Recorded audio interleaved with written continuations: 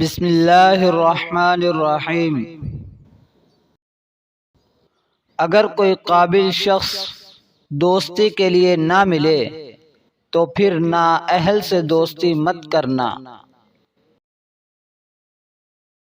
برے دوست سے تنہائی بہتر ہے اور تنہائی سے نیک دوست اچھا ہے۔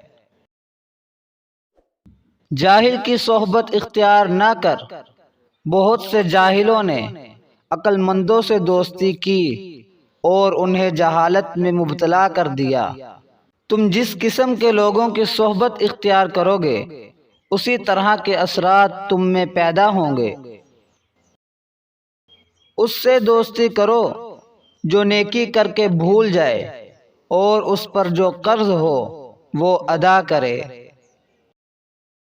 جو دوست تمہارے مشکل وقت میں کام نہ آئے اس سے بچو، کیونکہ وہ تمہارا سب سے بڑا دشمن ہے۔ مجھے ایسے دوست کی دوستی پسند نہیں جو میری باتوں کو اچھا کہے، میرے عیب کو ہنر جانے، میرے کانٹے کو گلاب اور موتیا کا نام دے۔ میں عقل مند دشمن سے محفوظ رہ سکتا ہوں، لیکن ایسے دوست سے ڈرتا ہوں جو بیوقوف ہو، اس لیے کہ عقل ایک حربہ ہے۔ میں اس کے طور طریقے سے واقف ہوں، لیکن پاگل پن کے اتنے حربے ہیں کہ ان سے خود کو بچانا مشکل ہے۔